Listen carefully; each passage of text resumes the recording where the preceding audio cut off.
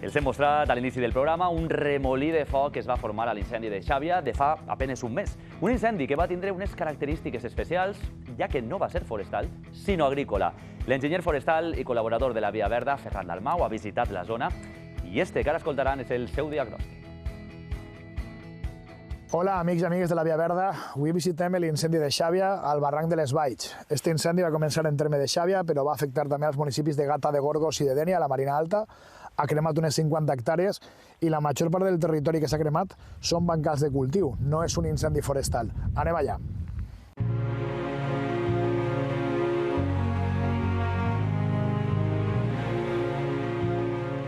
Estos bancals que se van abandonar fa unes dècades han acabat provocant la propagació d'un incendi que podia haver afectat tot el parc natural del Montgó i tota la gent que viu allà en aquella vessant que veiem al fons. Podem veure perfectament el límit de lo que estava llaurat i lo que no. I els danys en els cultius. Ha cremat bancals de vinya. En alguns casos no ha pogut cremar perquè el camp estava gestionat, estava llaurat. Evidentment, les terrasses de cultiu abandonades han estat l'eix de propagació de l'incendi. Degut a la climatologia, a l'aire que teníem i al vent i a la disponibilitat de combustible, els bancals perduts, que n'hi ha molts, va convertir en un incendi quasi fora de control. Això també implica una devaluació de la finca, perquè si jo la vull vendre i tinc la finca en cultiu, és més fàcil obtenir el millor preu que si la tinc perduda. Aquests pins han nascut després de l'abandonament rural i són pins que tenen uns quants anys i ens donen un indicador de quant de temps fa que es va abandonar el cultiu. Mireu, la diferència entre esta bardissa que tenim així, esta bardissa és de baladre i a l'altre costat tenen ciprer.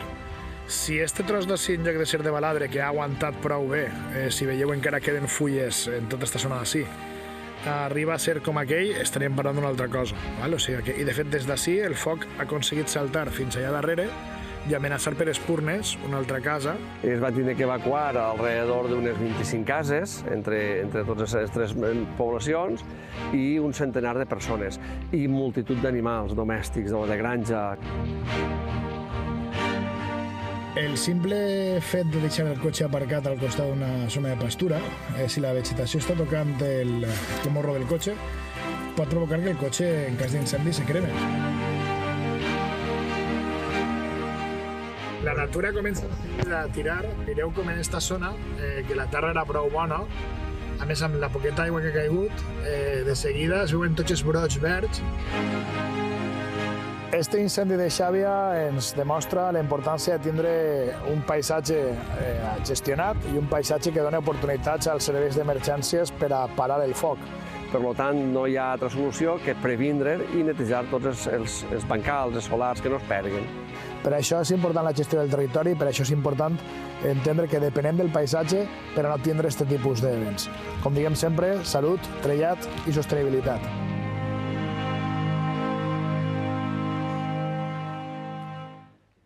Y este